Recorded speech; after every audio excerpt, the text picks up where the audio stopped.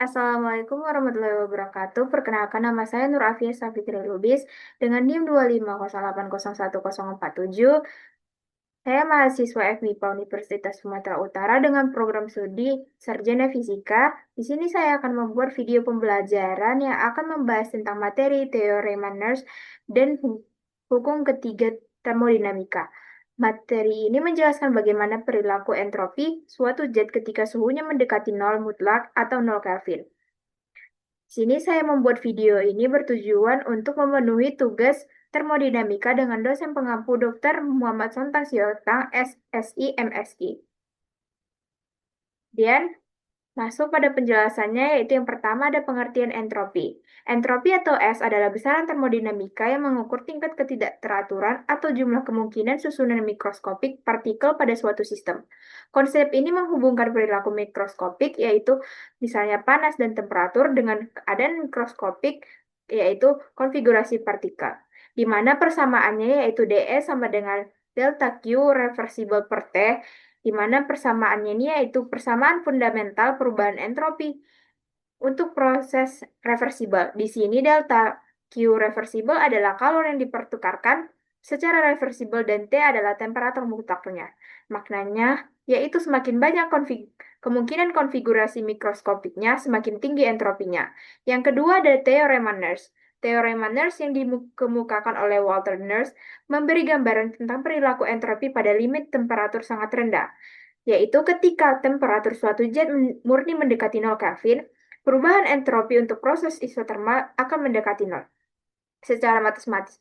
Secara matematisnya yaitu limit T menuju 0 yaitu delta S sama dengan 0, yang artinya pada suhu sangat rendah, jumlah keadaan mikroskopiknya yang tersedia menyusut, yang artinya sistem menjadi lebih tersusun sehingga kecil perubahan entropi ketika terjadi proses isotermal. Yang ketiga ada hukum ketiga termodinamika. Hukum ketiga adalah pengembangan dari teorema Nernst yang memberikan acuan absolut untuk nilai entropi, yang dimana bunyinya yaitu entropi kristal sempurna pada temperatur 0 mutlak sama dengan 0. Secara matematisnya yaitu S pada 0 Kelvin sama dengan 0, yang dimana alasannya yaitu energi gerak partikel hampir berhenti pada 0 Kelvin. Yang kedua, atom-atom tersusun dalam satuan kristal tunggal paling teratur sehingga hanya satu keadaan mikroskopik mungkin. Yang ketiga, hanya terdapat satu keadaan mikroskopik yang mungkin. Yang keempat, ada hubungan hukum ketiga dengan perubahan entropi. Hukum ketiga menyediakan titik referensi absolut sehingga entropi pada temperatur T dapat dihitung dari 0 Kelvin ke atas. S pada T sama dengan integral 0 menuju T Cp per T dt, yang dimana S pada T adalah entropi absolut pada temperatur T, dihitung dengan integral kapasitas kalor pada tekanan konstan dibagi T,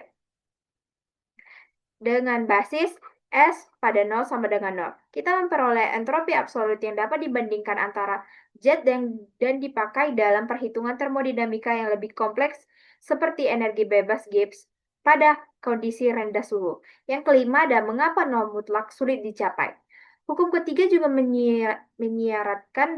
menyiratkan batas praktis, yang dimana nol mutlak tidak dapat dicapai melalui urutan proses termodinamika terbatas. Alasannya yang pertama, semakin rendah suhu, semakin sedikit energi termal yang tersisa untuk dibuang. Yang kedua, pendinginan menuju 0 Kelvin memerlukan sumber penyerapan panas yang lebih ringan. Yang ketiga, efek kuantum seperti degenerasi keadaan dasar fluktuasi 0 poin menjadi penting dan mencegah pencapaian kondisi klasikal 0 Kelvin.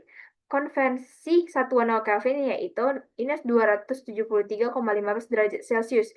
Secara eksperimental, para ilmuwan hanya dapat mendekati 0 Kelvin dengan teknik kriogenik maju seperti liquid helium, pendinginan adiabatik, refrigerator, dilution, bukan benar-benar mencapai 0 Kelvin. Yang keenam ada analogi sederhananya untuk memahami entropi, yang dimana ketika suhu tinggi maka suasananya akan chaos. Pada suhu tinggi, partikel bergerak bebas dan berpindah tempat seperti siswa yang berjalan-jalan di kelas. Banyak konfigurasi yang memungkinkan, maka akan terjadi entropi yang tinggi. Yang kedua, suhunya menurun, yang dimana suasananya menjadi teratur. Saat suhu turun, gerakan partikel berkurang, konfigurasinya menjadi menyempit, maka entropinya menurun. Dan yang ketiga ada 0 Kelvin, yaitu satu susunan. Pada 0 Kelvin ideal, semua siswa duduk rapi di kursi masing-masing. Hanya satu mikrostat yang mungkin, yang dimana entropinya mendekati 0.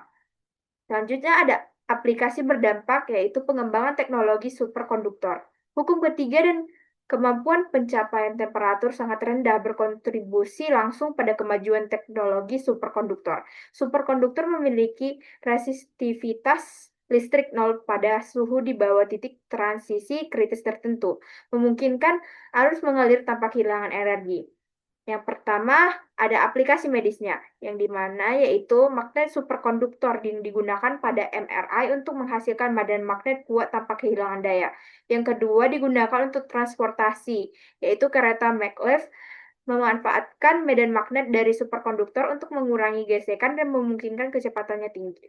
Yang ketiga, ada komputasi kuantum.